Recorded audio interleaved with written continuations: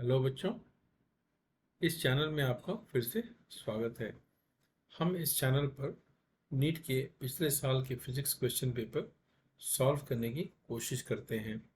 यह उनके लिए बहुत लाभदायक है जो नीट की तैयारी कर रहे हैं, और ये उनके लिए भी फायदेमंद है जो जेई मेंस की तैयारी कर रहे हैं, क्योंकि यह एनसीईआरटी पर आधारित है। हम इस चैनल पर काफ़ी आसान तरीके से समझाने की कोशिश करते हैं ताकि आप उसे समझ सकें और आप उसे लागू कर सकें।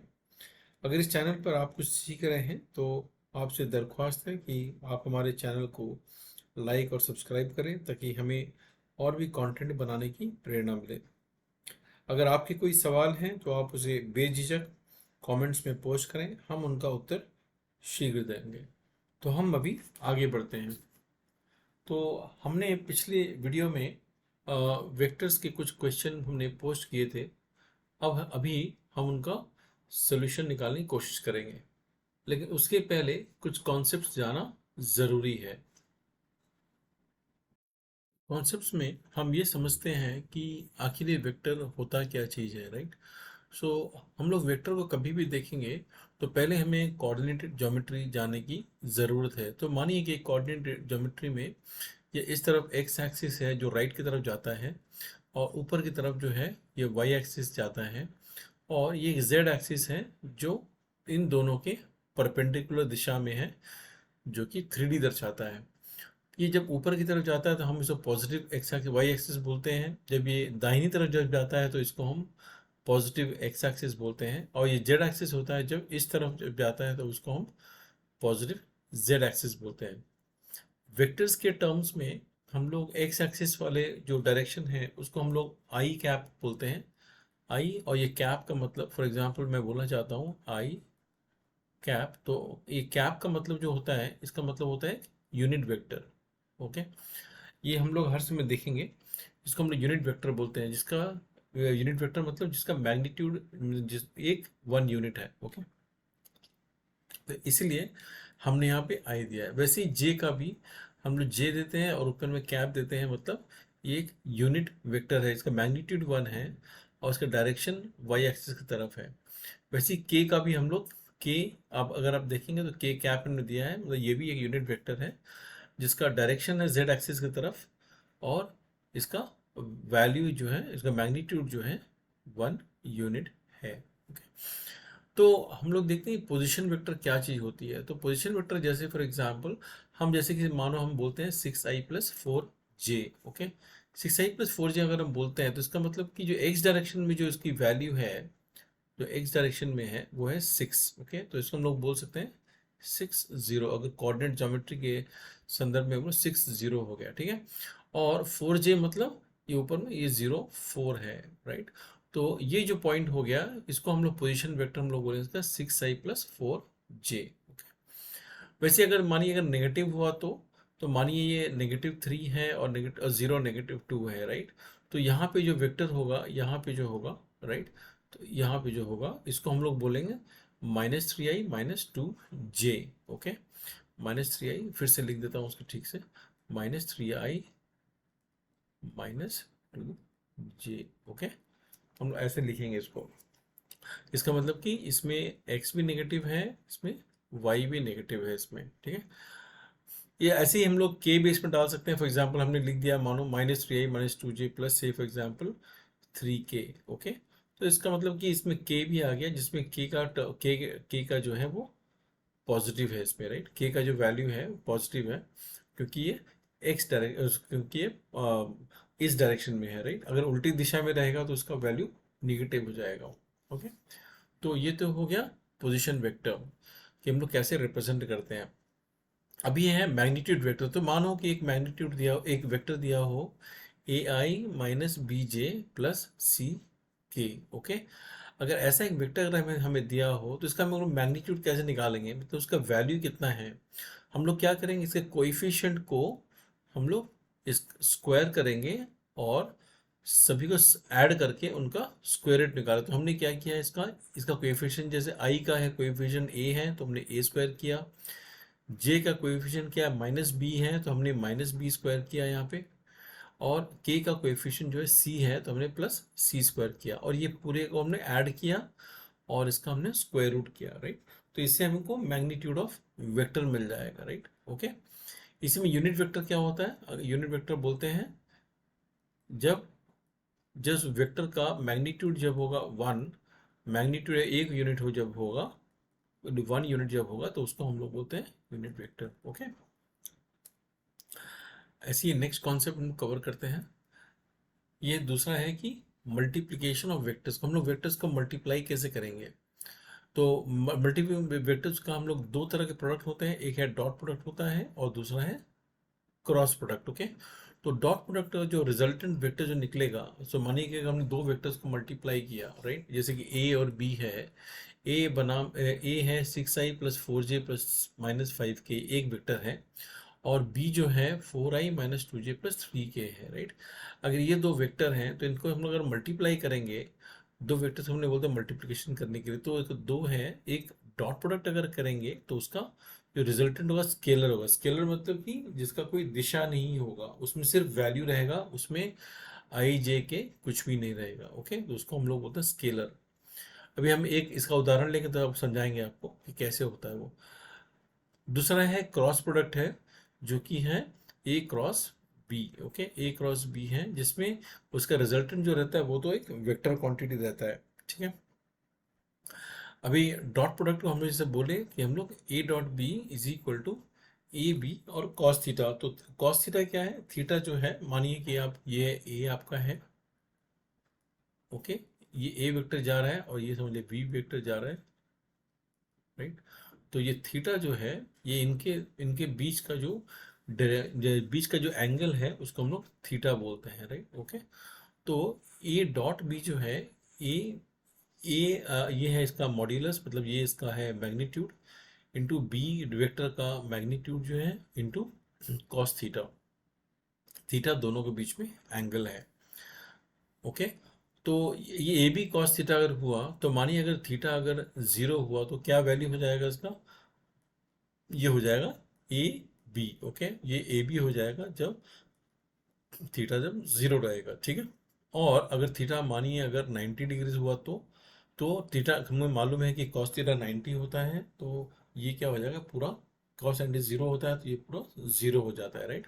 तो a dot b is equal to zero अगर ये थीटा 90 हुआ। क्रॉस प्रोडक्ट में क्या होगा? A cross B is equal to A, value of A into value of B, उनका मॉड्यूलस करेंगे तो उसका वैल्यू निकलता है इंटू साइन थीटा। थीटा वही है जो दोनों के बीच में जो एंगल है उसको हम लोग थीटा बोल रहे हैं यहाँ पे, इज इक्वल टू, तो ये इसका वैल्यू हो गया, right, a b sine theta.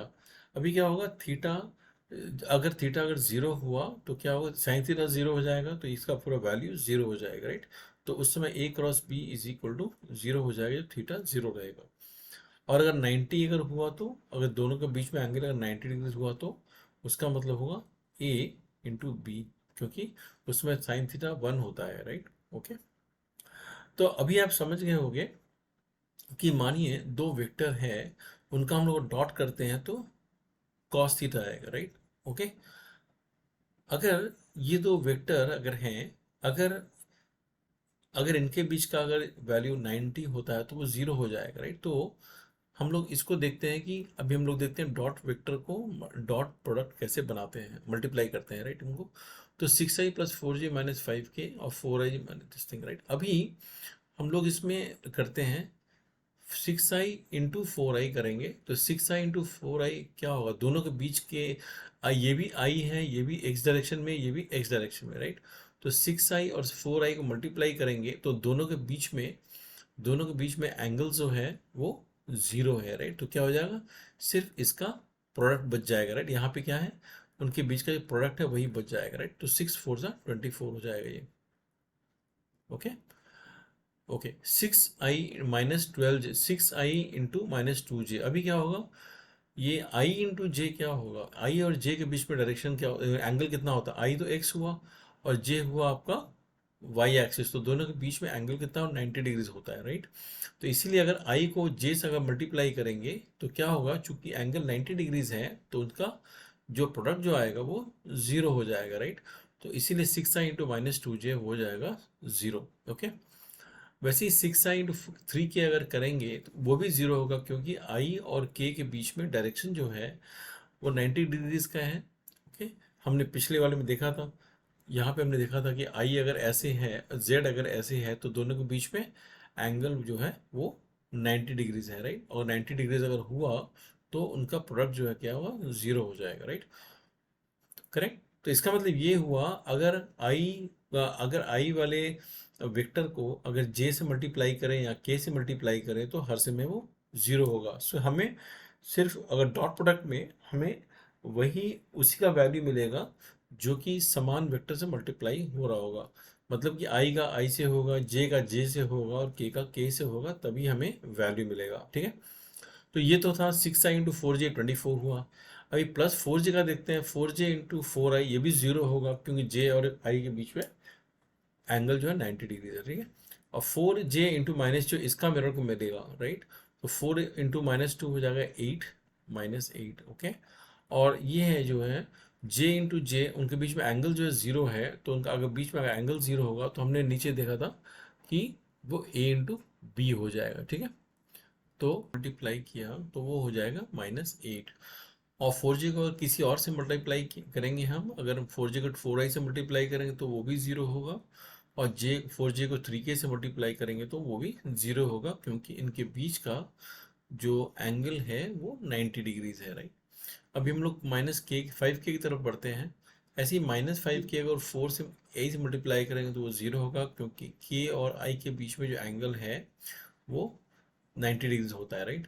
वैसे ही के और जे से मल्टीप्लाई करेंगे तो वो भी 0 होगा, क्योंकि उनके बीच में एंगल जो है वो 90 डिग्रीज होगा।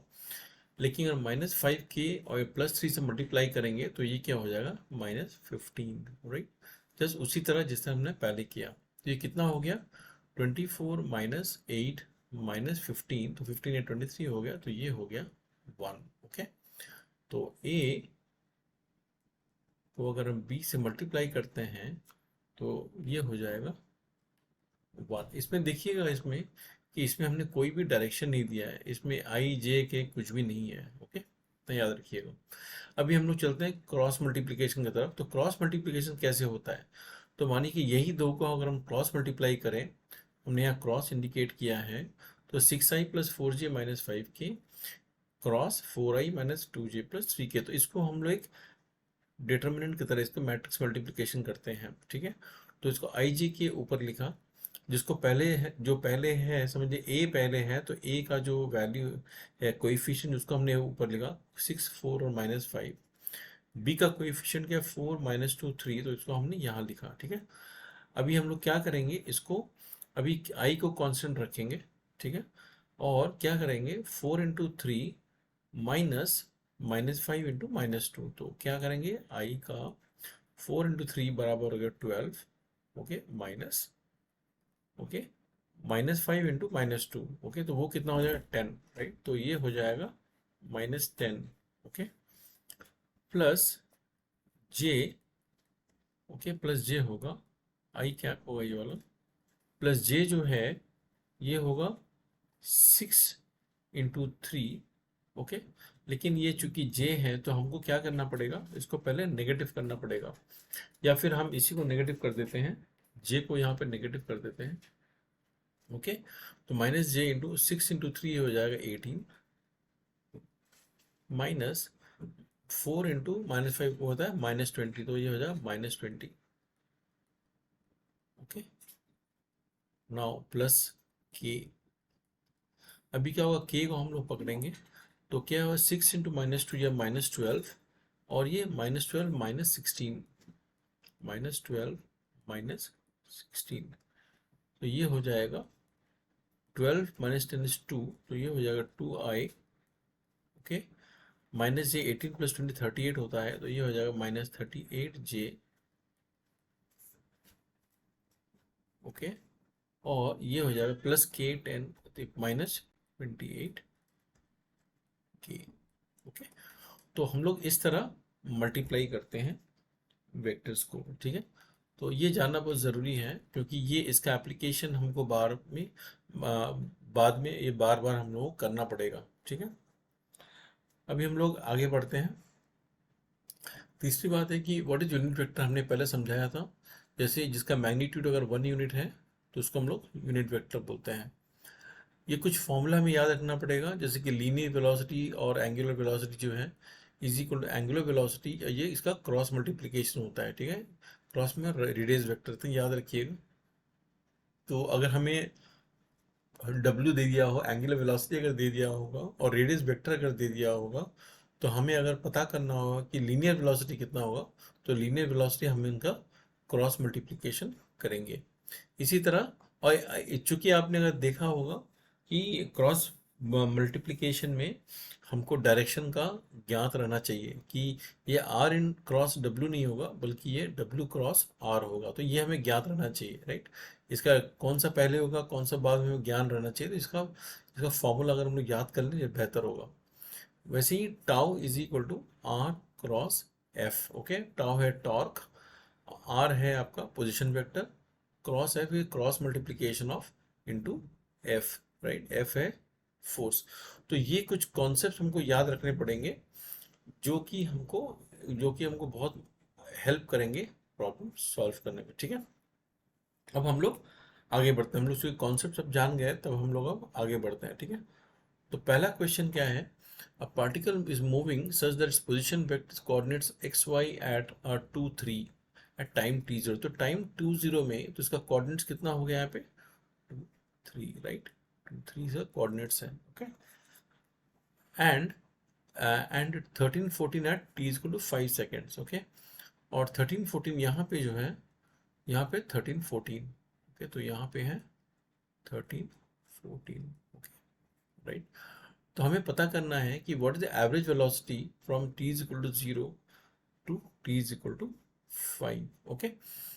तो एवरेज वेलोसिटी क्या होगा, ये अगर हम लोग वेक्टर के मामले में अगर देखेंगे हम लोग, तो ये वेक्टर अगर हम लोग देखें तो यहाँ पे कितना था, ये 2i प्लस 3j था, राइट। अगर वेक्टर के टर्म्स अगर हम देखेंगे यहाँ पे वेलोसिटी, राइट, पोजिशन कोऑर्डिनेट,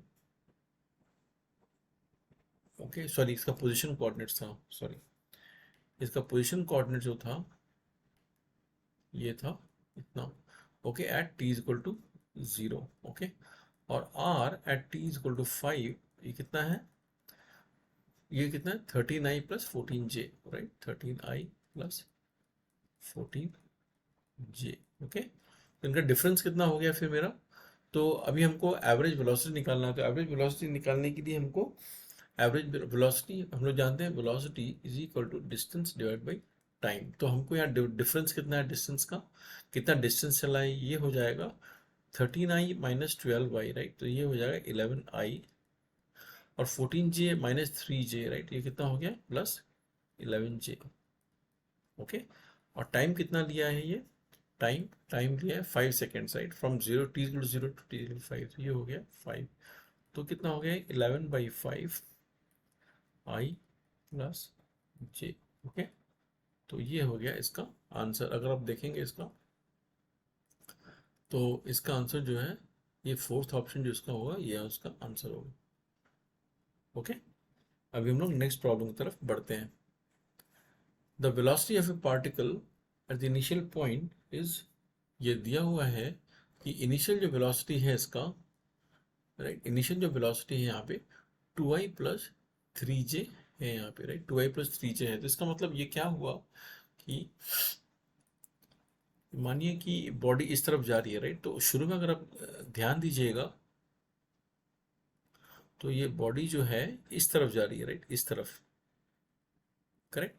और ये जो है इसका कितना है, ये 2i प्लस 3j, तो ये क्या हो जाएगा 3, और ये हो जाएगा 2, राइट। ये 3j है और ये 2i, इतना आप ध्यान रखिएगा, ओके। तो चूंकि दोनों पॉजिटिव है, 3j भी ये पॉजिटिव दिशा में जा रहा है, और 2a मतलब ये इस दिशा में जा रहा है, इसीलिए ये वेक्टर जो है ये पॉजिटिव है, ठीक है। अभी क्या होगा, it's velocity in metres per second at the point B is how much. अभी पूछ रहा है कि बी पे क्या होगा। अगर आप बी पे ध्यान देंगे, तो बी पे जो है यहाँ पे क्या होगा कि बॉडी नीचे की तरफ जा रही है, राइट। अगर नीचे की तरफ जा रही है तो इसका जे जो है वो नेगेटिव होगा, राइट। अगर इसमें इसका y इसका वैल्यू है और j तो इसका नेगेटिव होगा, तो मतलब कि ये हो जाएगा माइनस वाई जे, राइट। ओके, जे y का वैल्यू हमको मालूम नहीं है, राइट। ओके, और लेकिन ये सामने की तरफ बढ़ रहा है, ये पॉजिटिव एक्स एक्सिस की तरफ बढ़ रहा है, मतलब कि x तो इसका पॉजिटिव होगा, राइट। ओके, तो x तो इसका पॉजिटिव रहेगा। ओके, ये तो इसका पॉजिटिव रहेगा, लेकिन y जो रहेगा नेगेटिव रहेगा, राइट। तो इसका जो वैल्यू यहाँ पे जो होगा, इसका वेलोसिटी इस पॉइंट पे जो रहेगा वो रहेगा एक्स आई, वो हम लोग दर्शाएंगे उसको एक्स आई माइनस वाई जे, राइट। इस तरह का इसका वैल्यू रहेगा। अभी हम लोग उत्तर की तरफ देखते हैं कि किसी में क्या पॉजिटिव एक्स दिया हुआ है और नेगेटिव वाई दिया हुआ है क्या, वही मेरा उत्तर होगा। इसमें पहले वाले उत्तर में देंगे minus two Y minus three J, right. इसमें क्या है कि दोनों नेगेटिव दिए हुए हैं, वो जो कि सही नहीं है लग रहा है। दूसरे वाले में देखेंगे पहला वाला नेगेटिव है और दूसरा वाला पॉजिटिव नहीं, जो कि मुझे सही नहीं है लग रहा है, क्योंकि मुझे पहला पॉजिटिव चाहिए, दूसरा नेगेटिव चाहिए। तो तीसरे में देखेंगे तो ये सही है, क्योंकि पहला पॉजिटिव है और एक्स आई जो है एक्स इक्वल टू हो गया और वाई जो है नेगेटिव है माइनस थ्री हो गया, राइट। तो उसका आंसर ये होगा। हम लोग नेक्स्ट प्रॉब्लम की तरफ बढ़ते हैं। A particle has initial velocity, एक पार्टिकल जो है इसका इनिशियल वेलोसिटी जो है वो दिया हुआ है कि थ्री आई प्लस फोर जे है, राइट। तो ये समझिए यहाँ पे है इसका वेलोसिटी थ्री आई प्लस फोर जे है, और यहाँ जब गया है और कुछ देर तक वो जा रहा है, राइट, उसका एक्सेलरेशन जो है पॉइंट फोर आई प्लस पॉइंट थ्री जे है, राइट। तो तो वेलोसिटी क्या होगा, वेलोसिटी हम लोग जानते हैं v इज इक्वल टू, अगर आप हम आपने हमारे स्ट्रेट लाइन मोशन को फॉलो किया तो v is equal to u plus a t. Okay, तो हम लोग अगर x डायरेक्शन में अगर तो x डायरेक्शन में उसका वेलोसिटी क्या है, v x is equal to जो u जो है उसका x डायरेक्शन में कितना है, वो थ्री है, राइट। थ्री आई है इसका, तो थ्री आई, करेक्ट। एक्सेलरेशन जो है वो x डायरेक्शन में कितना है इसका, पॉइंट फोर है, करेक्ट। पॉइंट फोर आई इंटू टेन, राइट। ये 10 सेकेंड्स के लिए गया है, तो ये कितना हो गया, थ्री आई प्लस ये हो गया four i, point four into point four into ten is equal to four i, तो ये हो गया सेवन आई। ओके, अभी इसका वेलोसिटी वाई डायरेक्शन में कितना होगा, ऐसे ही हो जाएगा। वाई डायरेक्शन में इसका इनिशियल वेलोसिटी जो है वो इनिशियल वेलोसिटी फोर जे है, राइट। और इसका एक्सेलरेशन जो है वाई डायरेक्शन में पॉइंट थ्री जे करके है, और ये 10 सेकेंड के लिए जाता है, राइट। वही v is equal to a t u plus a t हमने अप्लाई किया है, तो ये कितना हो गया, four j plus point three into ten हो गया थ्री, तो ये थ्री जे, ये हो जाएगा सेवन जे।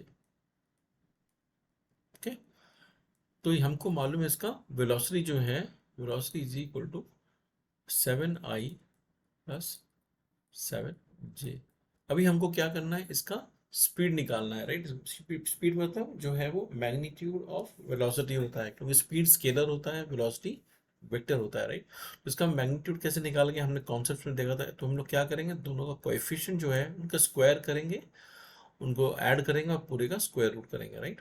तो स्पीड होगा, तो v का हम लोग ऐसे ही बोल सकते हैं, v this thing is equal to seven square plus seven square इसका स्क्वायर, करेक्ट। ये हो जाएगा सेवन रूट टू। ओके, तो ये हो जाएगा स्पीड। तो इसका अगर आंसर आप देखेंगे तो सेकंड ऑप्शन में इसका आंसर दिया हुआ है। Okay, seven root two. अभी हम नेक्स्ट प्रॉब्लम की तरफ बढ़ते हैं। यहाँ पे दिया हुआ है कि एक vector A and B are two vectors, A and B are two vectors. Okay, A एक वेक्टर दिया हुआ है। Okay, A and B are two vectors, A और बी दो वेक्टर हैं, इनका बीच का एंगल जो है वो अल्फा है। ओके, इनके बीच का एंगल जो है वो अल्फा। ओके, तो मानिए कि ए है, ये मानिए बी है, ये ए है, तो इनके बीच का जो एंगल वो दिया हुआ alpha. Then what is the value of alpha, हमको अल्फा निकालना है, ठीक है। अभी A cross B is equal to root three into root three A dot B है, करेक्ट। तो हमको मालूम है इसका फॉर्मूला, हमने कॉन्सेप्ट में देखा था, फॉर्मूला क्या होता है ए क्रॉस बी का। तो ए क्रॉस ए, तो हमको दिया हुआ है A cross B is equal to root three into A dot B, हमको ये दिया हुआ है, राइट। तो ए क्रॉस बी का हमको फॉर्मूला मालूम है क्या होता है। ए क्रॉस बी होता है ए का वैल्यू बी का value into sine theta is equal to √3। A का वैल्यू कितना होता, ए बी का वैल्यू ये हो गया कॉस थीटा। ओके, अभी क्या होगा, चूंकि ए बी नॉन जीरो है तो हमको इसको काट भी सकते हैं, राइट, उनका वैल्यू हम काट सकते हैं। तो ये कितना हो गया, tan theta is equal to, okay sorry एक स्टेप हम आगे बढ़ गए, एक स्टेप पीछे चलते हैं। तो ये हो गया sine theta is equal to √3 cos theta. Okay, cos theta हम नीचे लेकर आते हैं तो ये क्या हो जाएगा, sine theta divide by cos theta is equal to √3। इसका मतलब हो गया tan थीटा बराबर √3।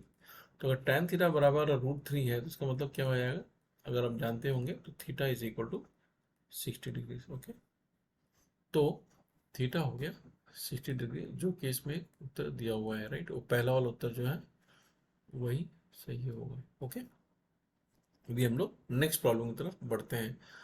तो बच्चों, अगर आप कुछ सीख रहे हैं तो आपसे गुजारिश है कि आप प्लीज़ इस चैनल को लाइक करें, सब्सक्राइब करें, ताकि हमें और भी कंटेंट बनाने की प्रेरणा मिले। ओके, हम लोग नेक्स्ट प्रॉब्लम की तरफ बढ़ते हैं। A particle move starting from point 0 0, यहाँ से शुरू करती है पार्टिकल, ठीक है, और ये एक स्ट्रेट लाइन में जाती है एक्स वाई प्लेन में। ओके, तो ये एक्स प्लेन हो, ये एक्स हो गया और ये हो गया वाई। ओके, ये गड़बड़ किया हमने, हाँ, ये एक्स है, ये वाई है। ओके, राइट, ये एक्स है, ये वाई है। ओके, तो it moves in straight line. अभी its coordinates at a later point is, कुछ देर बाद इसका देखा गया है, इसका कोऑर्डिनेट जो है √3 है। हमको पता करना है कि इसका जो पाथ है, ये थीटा इसका कितना है, जो कि एक्स एक्सिस के साथ कितना एंगल बना रहा है, राइट। तो ये थोड़ा सिंपल है। तो हम लोग इसमें क्या कर सकते हैं, हम लोग इसका tan थीटा निकाल सकते हैं, राइट, tan थीटा। ओके, तो tan थीटा हम लोग जब बनाएंगे तो tan थीटा क्या होगा, इज इक्वल टू ये जो डिस्टेंस होगा डिवाइड बाई ये डिस्टेंस होगा। तो ये डिस्टेंस कितना होगा, ये है यहाँ पे 3, वाई इसका ये है 3, राइट, तो ये 30 है, करेक्ट। तो ये हो जाएगा 0 3। ओके, और ये हो जाएगा √30। ओके, तो tan थीटा हो गया, एक मिनट फिर से लिखते हैं यहाँ पे। तो tan थीटा हो गया इज इक्वल टू, जो जो इसका जो वर्टिकल जो डिस्टेंस है जो कि 3 है, 3 - 0, और इसका एक्स डिस्टेंस कितना है, √3 - 0। तो ये हो जाएगा 3/√3, ये हो जाएगा √3। ओके, तो इसका मतलब ये हो गया कि tan theta is equal to √3। इसका मतलब हो गया theta is equal to tan inverse √3। इसका मतलब थीटा हो गया 60 डिग्री। ओके, अभी नेक्स्ट प्रॉब्लम की तरफ हम लोग बढ़ते हैं। ये दिया हुआ है एक वेक्टर जो है 2i + 3j + 8k is perpendicular to 4j - 4i + alpha k, then what is the value of alpha. देखिए, अगर आपको याद हो तो हमने कॉन्सेप्ट में बताया था कि अगर हम लोग a क्रॉस b अगर करते हैं तो हमको क्या मिलता है, a b sine theta. Okay, और हम लोग अगर डॉट प्रोडक्ट करते हैं, अगर हम डॉट प्रोडक्ट अगर करते हैं तो हमको मिलता है a b cos theta, correct. तो अगर ये परपेंडिकुलर दो वेक्टर अगर हैं, अगर दो वेक्टर हैं, मानिए ये दो वेक्टर हैं, मानिए ए वेक्टर और बी वेक्टर, अगर ये परपेंडिकुलर बीच में है तो क्या होगा, तो थीटा 90 हो जाएगा, और थीटा 90 होगा तो कॉस थीटा जो क्या हो जाएगा, वो हो जाएगा 0, करेक्ट, वो हो जाएगा 0। तो उस समय क्या हो जाएगा, तो कॉस थीटा अगर 0 हो गया तो इसका मतलब कि ए डॉट बी ये हो जाएगा 0, करेक्ट। उनका डॉट प्रोडक्ट जो है वो 0 हो जाएगा। तो डॉट प्रोडक्ट इसका निकाल लेते हैं फिर हम लोग। तो ए डॉट बी निकालते हैं। तो मानिए पहला वाला ए है, ए हम लोग लिखते हैं 2i plus 3j plus 8k, okay. और बी मानिए हम लोग लिखते हैं इसको 4j, इसको हम लोग जरा घुमा देते हैं ताकि इजी हो जाएगा। ये 4j माइनस 4i है, तो इसको हम लोग लिख सकते हैं -4ai plus 4j, okay, plus alpha के, ओके। तो इन दोनों का डॉट प्रोडक्ट जो क्या होगा, अगर cos थीटा अगर 90 डिग्री तो ये 0 हो जाएगा, राइट। तो इसका डॉट प्रोडक्ट हम लोग निकालते हैं। डॉट प्रोडक्ट कैसे निकालते हैं आपको याद है, हम लोग सिर्फ उसी का जो कोएफिशिएंट है मल्टीप्लाई करते हैं, समान वाले को उससे मल्टीप्लाई करते हैं। तो आई का सिर्फ हम लोग आई से मल्टीप्लाई करेंगे, जे का जे से मल्टीप्लाई करेंगे और के का के से मल्टीप्लाई करेंगे, ठीक है। तो 2 इंटू -4 क्या हो गया, ये हो जाएगा 8, करेक्ट। 3 इंटू 4 हो जाएगा 12, अब प्लस प्लस हो, प्लस प्लस मल्टीप्लाई कर रहे हैं। 2 इंटू -4 हो जाएगा -8, सॉरी,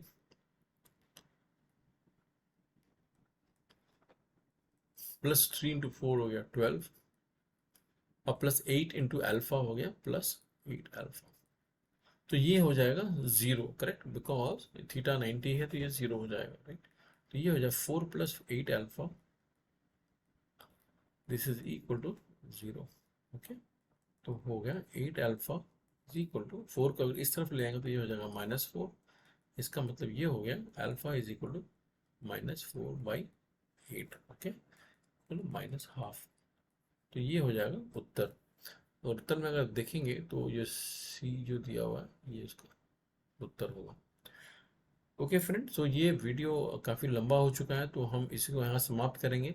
हम नेक्स्ट वीडियो में इसके बाकी के प्रॉब्लम सॉल्व करेंगे।